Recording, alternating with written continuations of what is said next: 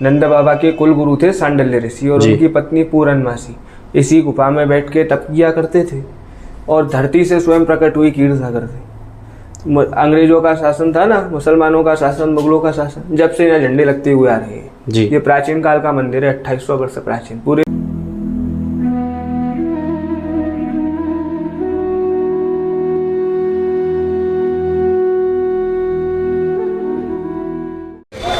राधे राधे, कैसे हैं आप सभी। मैं हूं DK ठाकुर और आप देख रहे हैं ब्रज का एहसास। जैसा कि निरंतर हम अपनी वीडियोस में आपको ब्रज के दर्शन करा रहे हैं और जगह जगहों को आपको बता रहे हैं, तो उसी स्थान, उसी सब चीज़ को देखते हुए आज हम आए गोकुल धाम में, जो कि काफ़ी लोगों के मैसेज थे कि भैया हमें गोकुल के बारे में बताओ, गोकुल की पुरानी चीज़ों को दिखाओ। तो आज हम गोकुल के जिस जगह पर खड़े हैं, ये बंसी बट बोला जाता है इस जगह पर। ये बंसी बट है जहाँ पर ठाकुर जी ने अपनी लीलाएँ करी हैं और आज हम बहुत सारी चीज़ें आपको इस वीडियो के माध्यम से बताएंगे, जैसे कि नंद भवन के बारे में बताएंगे और यहाँ नंद घाट है उसके बारे में बताएंगे। बहुत सारी चीज़ें जो हम आपको इस वीडियो के माध्यम से आज बताने वाले हैं। तो पहले हम शुरुआत करते हैं बंसी बट से। बंसी बट पे क्या लीला थी, यहाँ पे ठाकुर जी ने क्या किया। तो चलिए यहाँ के जो गुसाई हैं, यहाँ मंदिर में जो यहाँ पे सेवा जो कर रहे हैं, उनसे सारी चीज़ें जानेंगे। चलिए, तो हम अभी इस समय है बंसी बट में, जो कि गोकुल के अंदर है और यहाँ पे साथ हमारे महाराज जी हैं जो कि यहाँ सेवा करते हैं। महाराज जी, यहाँ की क्या लीला है। ये राधे बंसी बट कहा जाता है, जहाँ से भगवान ने गाय चराना प्रारंभ किया है जी। एक बंसी बट यहाँ है जहाँ से भगवान ने गाय चराना प्रारंभ किया है और दूसरा बंसी बट वृंदावन में है जी, जहाँ भगवान ने चीड़ चुराई है गोपियों। ये ब्रजमंडल में 2 बंसी बट है और यहीं भगवान का रास होता है। जो जन्माष्टमी आती है तो ये इसी स्थान पे नंद उत्सव मनाया जाता है। इसी स्थान पे नंद उत्सव मनाया जाता है। नंद बाबा ने लाला की खुशी में 2.5 लाख गायों का दान किया है। तो वो इसी स्थान पे किया था। अब स्थान तो राधे गोकुल है जी। अब आप इस स्थान को समझो या कहीं ये बुजुर्गों की परंपरा है कि हम यहाँ मनाते हैं, तो यही स्थान पे मनाया जाता है नंद उत्सव। जो भी होता है सोना चांदी हीरे मोती इसी स्थान पे लौटाए जाते हैं लाला की खुशी में जी। तो नंद बाबा ने 2 लाख 2.5 लाख गायों का दान किया था। आज के समय में वो चीज़ नहीं होती, गाय का कीमत बहुत ज़्यादा है तो इतना मंदिर में भी ट्रस्ट में वो नहीं आता है। तो इस वजह से जो भी फल फूल सोना चांदी जो एकत्रित होता है वो सब यहाँ लौटाया जाता है। और यहाँ की क्या लीला है इस जगह की। इस जगह की ये है चंद्रावली जी, राधा जी की सखी जी। ये राधा जी, ललता, विशाखा, चंद्रावली ये सभी यहाँ दूध और दही बेचने के लिए आते थे, बरसाने से नहीं आते थे। राधा जी का जन्म हुआ था रावल गांव, जो यहाँ से 7 किलोमीटर आगे है। ननिहाल में राधा जी का जन्म हुआ है जी। वहाँ से ये राधा जी के साथ यहाँ दूध और दही बेचने के लिए आते थे। तो भगवान यहीं अपनी गायों को एकाग्रित करते थे और यहीं से वो चराने के लिए जाते थे। तो इनका वो समय आने का होता था, तो भगवान ने इनसे रोक के कभी दान मांगा है, कभी छीना है, ना दिया तो मटकी भी फोड़ी है। मतलब अनेकों लीलाएं यहाँ की हैं। ये यहाँ का महत्व है। और फिर अभी आगे भी जाओगे, नंद बाबा का घर है, नंद घाट है, वो सभी अभी आपको आगे देखने के लिए मिलेंगे। ये रास चौक बंसी बट के नाम से जानी जाती है इस जगह को। तो ये जो स्थान है ये बंसी बट है, जो महाराज जी ने हमें बताया इसके बारे में। तो आगे चलेंगे हम, आगे यहाँ पर बहुत सारी जगह हैं जो ठाकुर जी के समय की हैं, उन चीज़ों के बारे में बताएंगे। तो चलिए अब चलते हैं नंद भवन में। नंद भवन में क्या क्या आपको दिखाते हैं, जो कि माँ झूला भी है, बहुत सारी चीज़ें।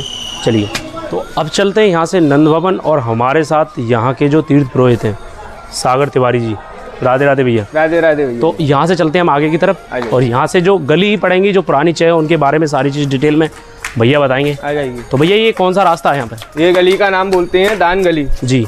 यही भगवान ने वैकुंठ धाम छोड़कर गोपियों से जगह जगह दान मांगा करते थे जी। दान भी हर एक गोपी का नहीं मांगा जी, जिसका मांगा था, जिसका माखन मीठा था जी। हर एक का मांगने लग जाते लाखों, हर एक का खाते भी नहीं जी। कलयुग में भी खाती उसका है जिसका कमाई में गौ साधु ब्राह्मण का भागीदार जी। तो बोला जाता है कि मैं बरसाने का गुजरी और तू गोकुल का भगवान जी। मार्ग में झगड़ा मचे और मांगे दूध दही का दान जी। तो यही भगवान ने दूध दही का, माखन का, मिश्री का दान मांगा। जिसका माखन खट्टा था उसका मटकी फोड़कर भाग जाती थी जी, जो कि आगे पड़ेगी माखन चोर गली जी। उसी में से भगवान माखन चुरा कर भागा करते थे और यमुना तट पर जाके छुप जाते थे। तो ये गली है माखन चोर गली, ये वाली गली। ये गली माखन चोर गली सामने वाली। और इसको बोलते हैं हम लोग रंगीली गली। तो ये यहाँ की जो माखन चोर गली है, ये वाली वही गली है गली का ये घर बनाया हुआ है, शायद मंदिर है क्या है? नहीं, ये गली इधर से गई हुई है। अच्छा, इधर जाती है गली। हाँ। चलो आपको इस गली के भी दर्शन कराते हैं आपको। अपन को उधर चल रहा है घाट की तरफ। ये पहले सब गोबर माटी के थे। ये पुरानी गली, अब तो खैर ये ज़्यादा वो हो गई है, मतलब एक तरह से रेनोवेट करा दिया इसको। नहीं कि जो पहले कच्ची हुआ करती थी मिट्टी की, अब ये पूरी पक्की बना दी है इसको। ये गली ऐसे निकल जाती है। तो यहाँ से अब हम आगे कहाँ जाने वाले हैं? अपन को जाना है यमुना घाट पे। यमुना घाट पे यहाँ से स्टार्ट होती है रंगीली गली। रंगीली गली बोलते हैं इसको। तो रंगीली गली के बारे में थोड़ा सा भैया बस से जानेंगे कि क्या है रंगीली गली का पुराना इतिहास, क्या चीज़। जो आप रंगीली गली, सबसे पहले उसके नाम आ जाता है आगे रंग जी। फागुन का महीना चलता है, इन्हीं गलियों में गुलाल, दूध, दही, माखन लुटाया जाता है जी। क्योंकि आप लोग अपने घर में बहुत से लोग होते हैं 2 दिनों के लिए होली बनाती हैं। पहले ही दिन होली का दहन करती हैं, दूसरे दिन आप लोग अपना होली खेलती हैं गुलाल से, रंग से जी। लेकिन हमारे ब्रज में ऐसा नहीं होता है। हमारे ब्रज में फागुन चालू हो जाता है, उससे 21 दिन तक होली चलती रहती है जी। हमारे घर में यहाँ पे पूरे गोकुल में घूमो हुए कृष्ण नहीं मिलेगा। यहाँ तो बाल कृष्ण ऐसे ही हम बच्चों की तरह रखते हैं उसको जी। तो यहाँ भगवान को हम अपने घर में 21 दिन तक होली कराती हैं। कभी दूध से, कभी दही से, कभी माखन से, कभी फूल से, कभी लड्डू से। 21वें दिन होती है यहाँ पे छड़ी मार होली। अच्छा। बरसाने में लठमार होली होती है, लेकिन हमारे गोकुल में छड़ी मार होली होती है। जो अपना घर से टीवी रेडियो लाइव देखते होंगे, इन्हीं गलियों में से आनंद होता है। इन्हीं में से ठाकुर जी को टोकरी में लेके जाती हैं, जो कि नंद बाबा के घर से होगा जी। अभी आगे नंद घाट आएगा, जो मैं वहाँ का आपको महत्व बताऊंगा। तो जैसे कि मैं आपको दिखा रहा हूँ कितने प्यारा चित्र बना रखा है यहाँ पे ठाकुर जी का, और बगल में उनके गौ माता। बड़ा दिव्य आनंद लगता है ऐसी गलियों में घूमने के। और यहाँ देखो, ये भी बड़ा सुंदर दृश्य है यहाँ पे। तो आगे चलते हैं, यहाँ पे आगे की लीला आपको भैया के जरिए सारी चीज़ें बताएंगे, बिल्कुल क्या क्या यहाँ पे हुआ था एक्चुअल में। और नंद भवन भी आपको लेके चल रहे हैं हम। नंद भवन में क्या था? नंद भवन में सबसे पहले तो मन खुश ये हो जाता है कि इन पेंटिंगों को देखें जो हमारे ब्रज में उन चीज़ों को दर्शाती हैं। कितनी सुंदर आकृति बना रखी है यहाँ पे। ये देखो, ये राधा रानी की छवि थी, और यहाँ देखो लड्डू गोपाल हमारे माखन चुरा रहे हैं। ये देखो कितनी प्यारी प्यारी छवि बनी हुई है यहाँ पे, जैसे कि आप देख सकते हैं।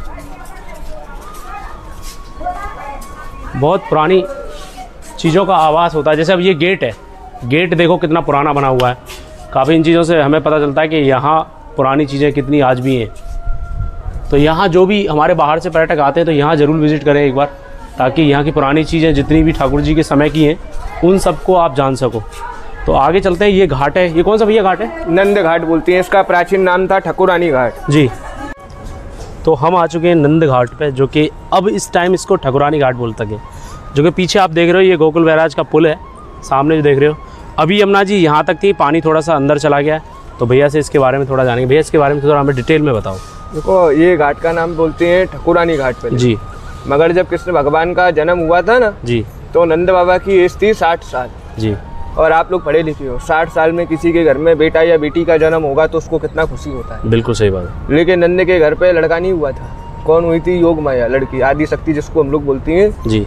लेकिन वासुदेव जी बदला करके लाए थे। सामने जो आप घाट देख रहे हैं, ये वाला सामने वाला? हाँ, वो सामने जो घाट बनना है ऐसा यही है, ऐसा उधर बना हुआ है। उस घाट का नाम हम बोलते हैं श्री वासुदेव घाट जी।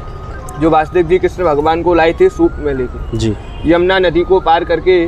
तो वो नंद बाबा के यहाँ कृष्ण भगवान को दे गए थे, यहाँ से योग माया को ले गए थे। जो कृष्ण की बड़ी बहन थी, कंस मारने लगा तो आकाशवाणी हुआ कि पापी कंस मुझको क्या मारता है, तेरे मारने वाला तो गोकुल झूले में झूलता है और जन्म ले चुका है। जय हो। और फिर बिजली बन के कहाँ पे चली गई? वो विंध्याचल, जिसको हम आज भी विंध्यावासिनी के नाम से जानते हैं, जो मिर्जापुर में पड़ता है।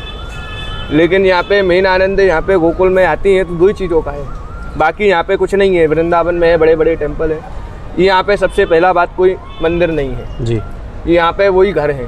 यहाँ पुराने जहाँ ठाकुर जी ने अपनी यहाँ लीलाएं करी हैं भगवान का, लेकिन यहाँ भगवान का भी घर नहीं है, कृष्ण भगवान का घर नहीं है जी। ये कृष्ण के माता पिता, जिसको हम लोग बोलते हैं चारों धाम के माता पिता, जगन्नाथ, बद्रीनाथ, द्वारिका, रामेश्वर जी। चारों धाम के माता पिता का घर है गोकुल धाम जी। क्योंकि आपने श्रवण कुमार का नाम सुना होगा जी। जो अंधे माता पिता को कांधे पे तीर्थ करा रहे थे, लेकिन वो 4 धाम नहीं करा पाए थे जी। तो 3 धाम करा पाए थे। बद्रीनाथ में जब रामेश्वरम जा रहे थे तो उनके माता पिता को प्यास लगा, सरोवर से पानी भरने के लिए जब गए थे ना, तो दशरथ जी ने हिरण समझ के तीर मार दिया था। लेकिन तीर का जब उनको पड़ा श्रवण कुमार को, तो उनका मुख से आवाज़ आया तो मनुष्य का आएगा, लेकिन उनको लगा था मैंने हिरण को मारा है। लेकिन वो भगे भगे गए, उनका मुख से हे राम बोला, तो बोला ये तो इंसान है, तीर मनुष्य को मार दिया। तो उधर जाके वो गए तो उधर उसका आदि मतलब थे, मतलब खत्म ही होने वाले थे, उनका प्राण थोड़ा ही रह गया था, लेकिन उन्होंने, उनके माता पिता ने उनको श्राप दी थी। क्या था जी दशरथ जी?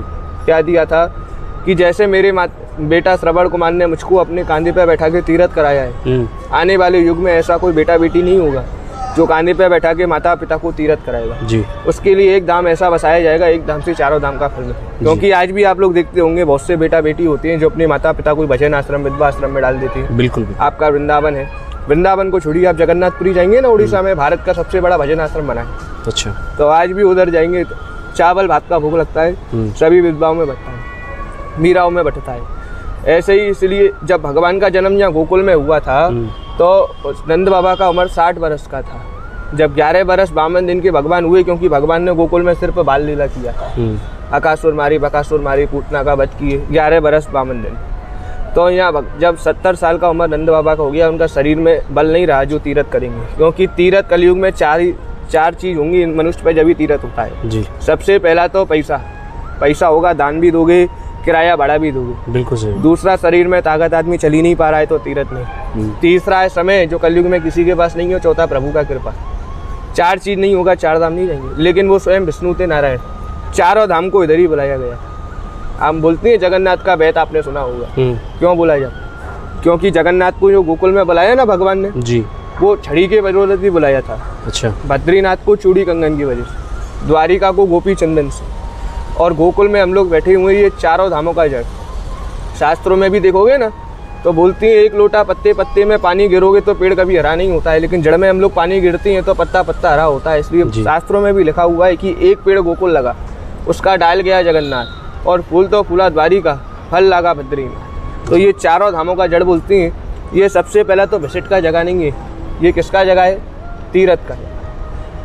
यहाँ पे लेकिन फिर भी 2 ही तरीके के लोग आते हैं, क्योंकि अब ये टाइम चल रहा है ना, ये फैशनेबल जमाना, जैसे पिकनिक टाइम तो लोग घूमने के हिसाब से आते हैं कुछ लोग। क्योंकि यहाँ पे एक लोग तो ऐसा होता है जो दर्शन के लिए आती हैं, भक्ति भाव से आती हैं, उसको हम लोग भक्त बुलाती हैं जी। लेकिन कुछ ऐसे भी होती हैं जो होटल में टोटल देती हैं, गाड़ी में भाड़ा देती हैं, और तीरथ में चटा चटी मार के झाड़ा देती हैं। बिल्कुल। तो उसको हम लोग बोलते हैं सैलानी। क्योंकि भारत की सबसे लंबी नदी है गंगा, लेकिन हर एक डुबकी मारने जा रहा है हरका पौड़ी हरिद्वार में जी, क्योंकि उधर का मातम है। बोलती हैं जो हरिद्वार में डुबकी मारता है उसको स्वर्ग में प्राप्ति होती है, सारे पाप धुल जाती हैं जिंदगी में किए हुए। लेकिन उधर भी ऐसे लोग हैं, कुछ मनुष्य हैं जो हरिद्वार का नाम सुन लिया, हमको जाना है डुबकी मारने, तो पहले ही प्लानिंग बना लेता है कि उधर तो गंगा जी, हमको तो सिर्फ राफ्टिंग करना है। 1 लाख बार भी उसके ऊपर गंगा स्नान छीटा पड़ेगा ना तो अभी उसको गंगा स्नान का फल नहीं मिलता है। ऐसे ही ये तीरथ है, क्योंकि उसकी तो फीलिंग अलग है ना, उसे राफ्टिंग करनी है, उसे वो उस भाव से गया ही नहीं है वहाँ पे, सीधी सी बात है। बोला जाता है जैसी रही भावना बाकी और प्रभु मुहूर्त देखी तुम कैसी। जी। जो जैसा भाव लेके आएगा उसको वैसे ही फल मिलेगा। मैं ये नहीं बोल रहा हूँ कि जो यहाँ पे भक्त आएगा उसी की मनोकामना पूर्ण होगी या भगवान पहले उसकी सुनेगा। जो जैसा भाभी लेके आएगा तो उसको फल भी वैसे ही मिलेगा। जो आया है भैया घूमने के माध्यम से तो उसको घूमने फिरने का ही आनंद मिलेगा जी। वो कभी आनंद ले नहीं पाएगा, वो तो मजा लेगा। बिल्कुल बिल्कुल। लेकिन जो ब्रज में लोग आते हैं ना वो आनंद लेने के लिए आते हैं, क्योंकि ये आनंद का ही जगह है। जब कृष्ण भगवान के यहाँ भी बेटा बेटी किसी का भी जन्म हुआ तो किसी ब्रज में ये नहीं बोला था कि नंद के घर लड़का हुआ या लड़की हुई है। कृष्ण भगवान के 108 नाम है। सबसे पहला नाम ब्रजवासियों ने रखा था कि नंद के घर आनंद भयो और जय कन्हैया लाल की। उनका सबसे पहला ही नाम आनंद रखा गया। तो जब से बोलती है जो गोकुल में आके आनंद लेता है ठाकुर जी उसके घर में सर्वानंद करता है, परमानंद बनाए रखता है जी। तो मेन यही है। ये यमुना नदी जी जो कृष्ण भगवान को ला रहे थे ना वासुदेव जी, तो ऊपर आने लगी और उनका चरण तक आ गई ना, ठाकुर जी का चरण को छुआ तो बोला जाता है कृष्ण भगवान की पटरानी यही बोली जाती है। 16,108 रानियाँ हैं भगवान, लेकिन सबसे पहली रानी बोली जाती है यमुना मैया, जो सूर्य नारायण पुत्री और यमराज की बहन भी बोली जाती है। एक सामने गांव बस रहा है भैया, उस गांव का नाम है औरंगाबाद। ये हमारी चमत्कारी भूमि। अच्छा। आप लोग कहीं भी जाएंगे, काशी, बनारस, मथुरा, आपने औरंगजेब का नाम जरूर सुना होगा। जो मुसलमान राजा था वो हर जगह मंदिर तोड़ा था, मस्जिद बनाया। आप लोग मथुरा जाएंगे, जन्मभूमि जाएंगे, काशी जाएंगे, अयोध्या जाएंगे तो सब जगह ये ड्रामा हो चुका है। बिल्कुल बिल्कुल। लेकिन आज गोकुल में आप लोग घूम रहे हैं, कैमरा आपके साथ है, पूरे गोकुल में भ्रमण करोगे, यहाँ 6 चीज़ों का बिक्री नहीं होता है। प्याज, लहसुन, अंडा, शराब, मांस, मच्छी, मदिरा, ये 6 चीज़ यहाँ बिकता नहीं है किसी भी दुकान से आप लोग मांगोगे। आज भी पूरे गोकुल में कोई मुसलमान नहीं मिलेगा, मुसलमान का घर नहीं मिलेगा, मस्जिद नहीं मिलेगी, कसाई नहीं मिलेगा, मेहतर नहीं मिलेगा। अच्छा, ये यहाँ का चमक है। औरंगजेब भी आया ना यहाँ पे, आँख से अंधा हुआ तो भी माफ़ी मांग के गया कि प्रभु मैं बलराम जी का नगरी में तो आ गया, लेकिन यहाँ पे काम खराब हो गया। क्योंकि बलराम कौन है? यहाँ के राजा, के राजा हैं पूरे। कृष्ण भगवान को बोलते हैं द्वारिकाधीश, बलराम को बोलते हैं कलयुग के राजा। कलयुग के राजा क्यों बोला जाता है मालूम है? क्योंकि वो है शेषनाग अवतार जी। और शेषनाग होता है भैया जी काला, और कलयुग में होते हैं काली देव की पूजा। शनि देव हुए, बलराम जी हुए, ये है चमत्कारी देव। हमारे ब्रज में बोलती हैं कृष्ण को तो बोलते हैं छलिया, वो तो छल से काम लेती हैं सरकार। वो तो रण को भी छोड़कर चले गए थे तो उनका नाम रण छोड़ राय धर दिया गया था। लेकिन बलराम जी को बोलते हैं बलिया, वो बल से काम लेती हैं। आपको पता हो तो उनका जो पत्नी थी ना, उनका नाम था रेवती जी। पूरे इंडिया में घूम लेना, शंकर पार्वती जोड़े का दर्शन हर जगह मिलेगा, सीता राम का हर जगह मिलेगा, राधे कृष्ण का हर जगह मिलेगा। लेकिन आपने पूरा इंडिया में बलराम रेवती जोड़े का दर्शन कहीं नहीं देखा होगा, क्योंकि वो सिर्फ गोकुल में ही है। क्योंकि जो उनके पिताजी थे ना, वो भी ब्रह्मा जी के यहाँ तप कर रहे थे। त्रेता निकल गया, सतयुग निकल गया बाबूजी, द्वापर आ गया और उसका लड़की का शादी नहीं हुआ था। और त्रेता और सतयुग में क्या था, सब लंबे लंबे थे, और द्वापर आ गया तो सबका हाइट कम हो गया। तो उनके लिए कोई वर नहीं मिला, तो स्वयं ब्रह्मा जी ने बोला कि द्वारिका जाओ, उधर मिलेंगे कृष्ण का बड़ा भैया बलदाऊ जी, उससे ही तुम्हारा बेटी का शादी हो। लेकिन हमारे ब्रज में क्या होता है, आप भी ब्रज में ही रह रहे हो, जो हम पुरुष लोग होते हैं स्त्री को शादी भी करके लाते हैं तो हमारी ब्रज की लड़कियां हमारे कांधे तक आनी चाहिए जी, होता है ना। लेकिन वो लंबी थी तो सब द्वारिकावास भी करने लग गए कि इतना लंबा लड़की है और बलराऊ हमारा इतना है, तो उसको हल से खींच के छूटा किया था। अच्छा, उनका जो मेन हथियार है वो ही हल है, वो हल है उनका। हाँ, हल और मूसर से तो उनने पूरा यादवों का ही विनाश कर दिया था। अभी मेन जगह तो यही गए हमारा। तो ये बड़ा प्राचीन स्थल है। तो इसके बाद चलते हैं हम नंद भवन। नंद भवन में क्या क्या अवशेष हैं वो सारी चीज़ें आपको दिखाएंगे, चलिए। तो हम इस समय जहाँ पे हम खड़े हुए हैं, ये नंद भवन है, जो कि गोकुल का जो प्राचीन मंदिर, जो नंद बाबा का जो घर था, ये वही स्थान है। इसके यहाँ पे क्या क्या लीला हुई हैं वो सारी चीज़ें भैया से विस्तार से जानेंगे। भैया क्या क्या लीलाएँ हुई थी? देखो, यहाँ यही घर का नाम नंद बाबा का घर बोला जाता है, इसको मंदिर नहीं बोलते। मंदिर तो 5.5 है यार, दूर से दर्शन करते हैं, दूर से आ जाते होंगे, लेकिन यहाँ भगवान को जो झूला है ना, स्वयं आज अपने हाथों से झुलाएंगे जी। ये आंगन का नाम बोलती हैं श्री शंकर तपोभूमि जी। जैसे यात्री लोग आते हैं अपना घर बार छोड़ के, काम धंधे को छोड़ के यहाँ लल्ला का दर्शन के लिए, लेकिन सबसे पहले यहाँ कैलाश को छोड़ के स्वयं देवों के देव शंकर भगवान महादेव जिनको बोला है, वो यहाँ सबसे पहले दर्शन के लिए आए थे जी। जब कृष्ण भगवान मात्र 2 दिन के थे तो यशोदा ने उनको दर्शन नहीं कराया, अघोरियों का रूप था। देखी रे देख योगी दार तुम्हारी आया है, रंग बबूत गले में छाला शेष नाग लटकाया है। तो उनको दर्शन नहीं कराया, बोला तेरा ये रूप देख के तो मुझको डर लग रहा है, गले में सांप है, त्रिशूल है, डमरू है, मेरा बच्चा 2 दिन का है, तेरा दर्शन करेगा तो डर जाएगा जी। तो यहाँ पे शंकर भगवान ने 3 दिन और 3 रात तपस्या किया था। तो यशोदा मैया दर्शन के लिए बुलाया, क्योंकि कृष्ण को तो मालूम था ये स्वयं महादेव हैं, दर्शन के लिए आए, उनको नज़र लग गया। 2 दिनों तक रोना बंद नहीं किया, खाना नहीं खाया, तो मैया डर गई, बाबा तो तंत्र मंत्र करके भाग गया है। तब उसको मिला तो शंकर भगवान यही 3 दिन और 3 रात तप किए थे। तो दूर से जब दर्शन करा रही थी ना, फिर भी हाथ में नहीं दिया, और पहले तो दर्शन भी नहीं कराया, हीरा जवाहरात ले आई। तो शंकर भगवान क्या बोले, ना चाहिए तेरा हीरा मोती और ना चाहिए तेरी माया है, मुझे तो अपने लल्ला का दर्शन करा दे, ये कारण जोगी आया है। तो यशोदा मैया ने उनको दूर से दर्शन कराया। लेकिन अभी कलयुग चल रहा है, आदमी 3 दिन और 3 रात तप नहीं कर पाएगा, 3 घंटे भजन नहीं कर पाता है मनुष्य। लेकिन अभी कलयुग में ऋषियों ने कलयुग को श्रेष्ठ इसलिए बताया है क्योंकि यहाँ भगवान को पाने के लिए 3 दिन और 3 रात, 1 साल भर 2 साल यहाँ तप नहीं करना पड़ता है जी। क्योंकि कलयुग में राम की महिमा नहीं है, राम के नाम का महिमा है। यहाँ का मूल मंत्र बोला जाता है ओम नमो भगवते वासुदेवाय, जो शंकर भगवान ने तप के जो बोला था, और 3 दिन 3 रात यही भजन को करते रहे, जब से यहाँ का मूल मंत्र इसको बोला जाता है। तो इसी स्थान पर भोले बाबा ने यहाँ पर तपस्या करी थी। तो जगह का नाम पड़ा श्री शंकर तपोभूमि।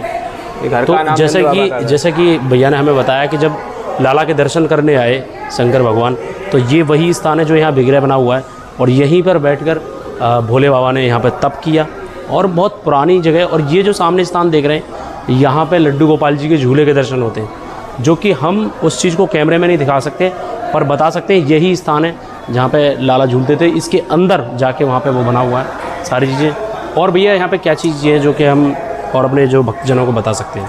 बाकी यहाँ पे बाल लीला हुआ है सर। जी।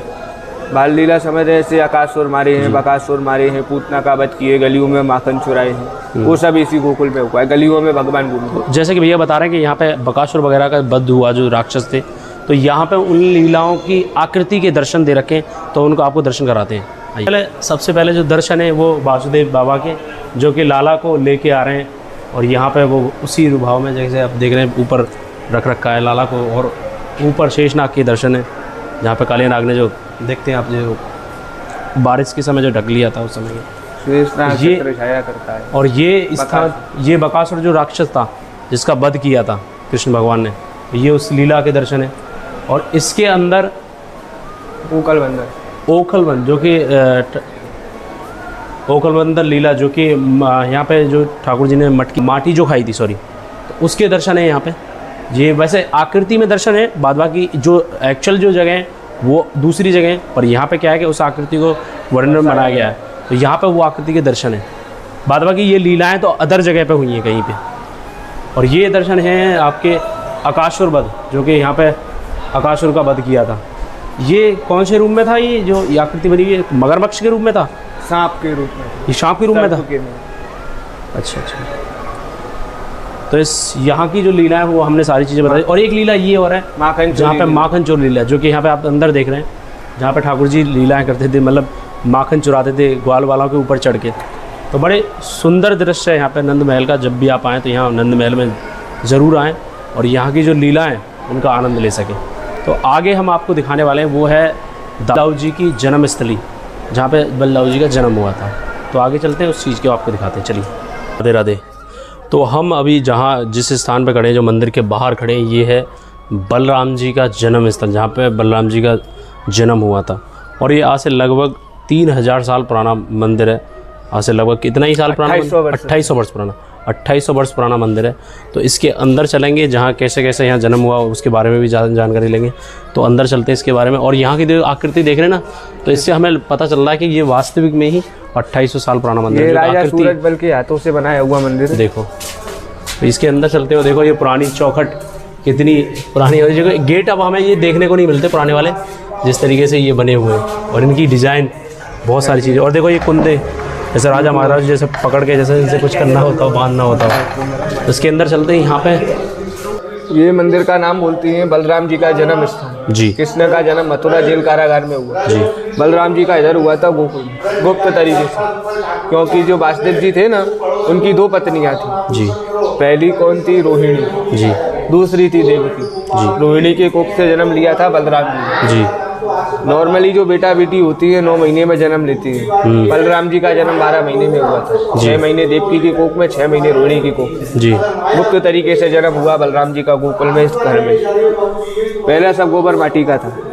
जो भरतपुर के राजा हैं सूरजमल, 100% में से उनके घर में 98% आनंद था, क्योंकि वो राजा थे, पैसे में बैठे। 2% दुख कष्ट कि उनके घर में कोई संतान नहीं थी। यहाँ पर मांग के गया, बेटे का भदाई हुआ, पूरा मंदिर को पक्का करा गया जी। तो आप गेट भी देखोगे ना, उधर दूर से तो लकड़ी का लग रहा है, हाथ लगाएंगे ना तो वही पत्थर का है। पत्थर का है? जब पता चलेगा कि पत्थर का है। ऊपर प्राचीन काल का पूरा गोकुल बना हुआ है। कैसा कदम का वृक्ष पे भगवान मुरली बजाया करते थे, गायों को चराया करते थे, रीला किया, माखन चुराया, सब उस पत्थर के ऊपर ही बनना है। यही है यहाँ का जो 2800 वर्ष प्राचीन। बलराम जी मिलेंगे यहाँ पे, उनकी पत्नी भाई रेवती मैया। जोड़े का दर्शन है गोकुल के अलावा संसार में नहीं मिलेगा। हर जगह जोड़े में शंकर पार्वती सीताराम राधेश है, यहाँ बलराम रेवती है। यही जोड़े का दर्शन संसार में नहीं मिलता है। ब्रह्मा जी का अकेला दर्शन है पुष्कर में, ऐसे ही बलराम रेवती का अकेला दर्शन है भारत में, ये गोकुल में। यही यहाँ का मेन आनंद है। इतना मंदिर जी ऊपर है, इतना ही मंदिर नीचे है, क्योंकि आप नंद बाबा के घर में सभी मूर्ति देखी होंगे, सभी एक से एक कलाकारों का हाथ का बनाया मूर्ति जी। ये किसी के हाथ का बनाया मूर्ति नहीं है। नंद बाबा के जो कुलगुरु थे, कुलगुरु सांडिल्य ऋषि और उनकी पत्नी पूरन मासी, आज भी गुफा बनाया हुआ है। उसी गुफा में अंदर बैठ के तप किया था। खीर सागर से ही प्रभु का मूर्ति को प्रकट किया, किसी का हाथ का बनाया नहीं है। शेष नाग छाया करता है। रामा अवतार में लक्ष्मण बने, कृष्ण अवतार में बड़े भाई बलराम। अब इसका भी क्या रहस्य, जब लक्ष्मण जी को शक्ति लगा था ना मेघनाथ का, और लेकिन जो मेघनाथ को वध करने वाला था वो भी लक्ष्मण जी थे, क्योंकि उनको तो पहले से ही श्राप लगा था कि उसको तो शेषनाग थे ना, उन्हीं के हाथ से वध होना था उनका, लेकिन उन्होंने क्या किया, शेषनाग की बेटी से ही शादी कर लिया मेघनाथ ने। तो बोला अब तो जवाई बन गया, थोड़ी नहीं मरेगा। लेकिन रीला भगवान लक्ष्मण जी का रूप में है शेषनाग अवतार लक्ष्मण, और उसको आशीर्वाद था उसको वो ही मार पाएगा जो 14 बरस तक सोया नहीं होगा जी।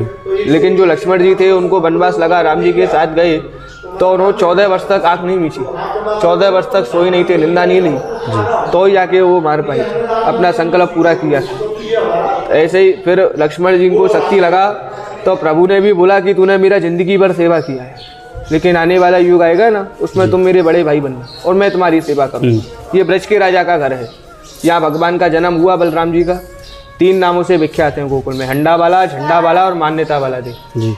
11 महीने में मनोकामना पूर्ण हो तो कहना बलराम जी का जन्म गोकुल में हुआ है। बोलती हैं बलराम जी तेरा वाड़ी और दूध का दूध पानी का पानी, ये है बलराम जी। तो यहाँ उन जो बलराम जी के दर्शन है वो हमें आप कराते हैं। दर्शन अंदर है, तो अंदर आपको दर्शन कराते हैं।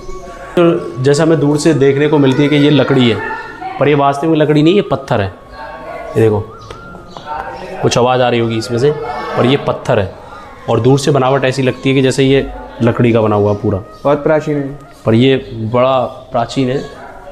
और देखो पीछे भी इसकी बड़ी कदम का वृक्ष पे भगवान मुरली बजा रहे हैं, गाय चरा रहे हैं यमुना किनारे, तब कदम। इस पे सारे दृश्य दे रखे हैं।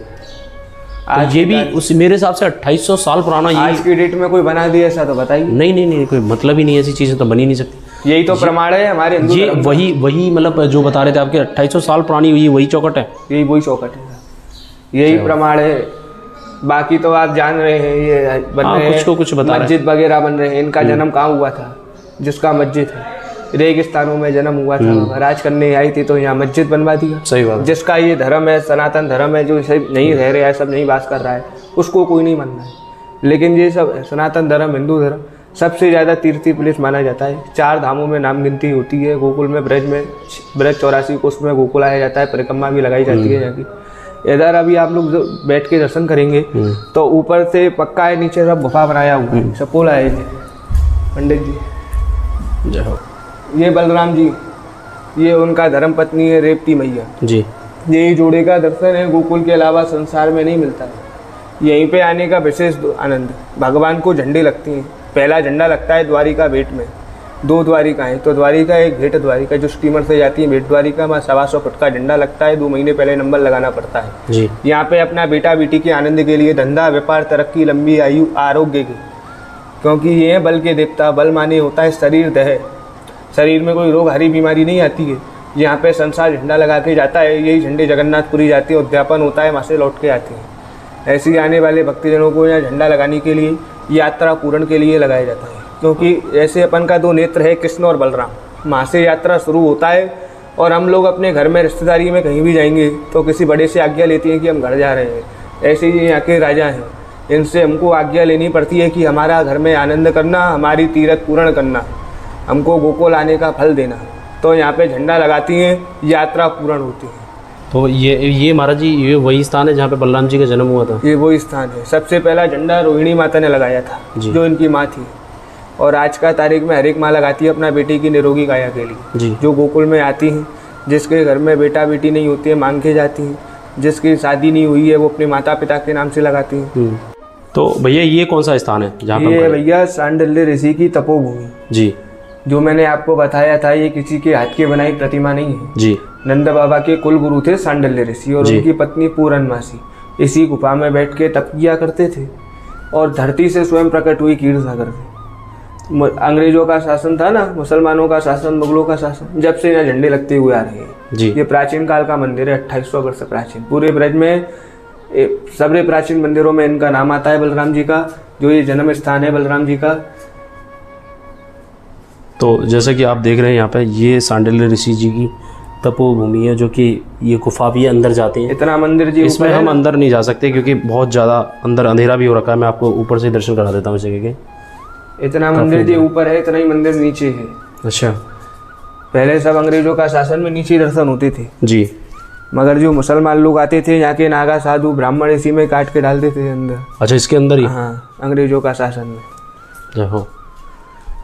ये विग्रह किसका है? ये है तुम्हारे चैतन्य महाप्रभु जी। ये चैतन्य महाप्रभु जी? चैतन्य महाप्रभु। इधर हमारे ठाकुर जी बैठे हैं। हाँ, जय हो। तो जैसा कि मंदिर आप देख रहे हैं मेरे, ये लगभग 2800 साल पुराना मंदिर है, जो कि यहाँ की आकृति ही बता रही है। यहाँ के जो गेट हैं और ये ऊपर की जो आकृति आप देख रहे हैं, जैसे कि ये सारी चीज़ें, ये झीने जिन्हें छज्जा बोलते थे पुराने ज़माने में। यहाँ भाई साहब सीढ़ियाँ नहीं है ऊपर जाने के लिए। अच्छा, ये कमरे देख लो कैसे आदमी ऊपर जाता होगा। तो इनके लिए रास्ता कैसे है? यही तो जानकारी है, इसमें सीढ़ियाँ नहीं है ऊपर जाने के लिए। तो जैसे कि भैया बता रहे हैं यहाँ पे ये इस ऊपर जाने के लिए रास्ता भी नहीं है, पता नहीं कैसे जाते हैं लोग वक्त, और काफ़ी पुराना है ये। जैसे कि आप देख रहे हैं ऊपर ये पेड़ पे, यहाँ पेड़ भी उपजा हुआ है पीपल का। तो ये सारी चीज़ें यहाँ ठाकुर जी की लीलाओं का वर्णन करती हैं कि यहाँ पे कितने पुरानी चीज़ें हैं जो कि हमें देखने को मिलती हैं। तो ज़्यादा से ज़्यादा मैं ये कहूँगा कि जब भी वृंदावन आएँ या ब्रज में आएँ तो ऐसी जगहों पर ज़रूर आएँ, ताकि आपको महसूस हो कि ठाकुर जी ने किन किन लीलाओं पे यहाँ पे दर्शन दिए लोगों को। राधे राधे। तो अब तक रहे हमारे साथ सागर तिवारी जी, जिन्होंने हमें पूरे जो मेन जगह हैं गोकुल की, उन जगहों पे हमें दर्शन कराए। और मैं इनका नंबर बायो में डालूंगा, वहाँ पे डिस्क्रिप्शन में, वहाँ पे आप इनसे जब भी ब्रज में आएँ या गोकुल में जब भी विजिट करें आप, तो इनसे कांटेक्ट कर सकते हैं। तो इस वीडियो में बस इतना ही। आशा करता हूँ ये वीडियो आपको अच्छा लगा हो। अच्छा लगा है तो लाइक करिए, और जो हमारे चैनल पर नए हैं वो हमारे चैनल को सब्सक्राइब ज़रूर करें। तो यहाँ की जो वास्तु है, मैं आपको जैसे दिखा रहा हूँ, पहले भी मैं वीडियो में दिखा चुका हूँ, कि ये हमें चीज़ों को, उन चीज़ों को दर्शाती हैं कि हमें महसूस होता है कि यहाँ वास्तविक में ठाकुर जी ने कुछ लीलाएँ करी हैं। तो मिलते हैं किसी नए टॉपिक पे और नई वीडियो के साथ। राधे राधे। जय बिहारी जी की।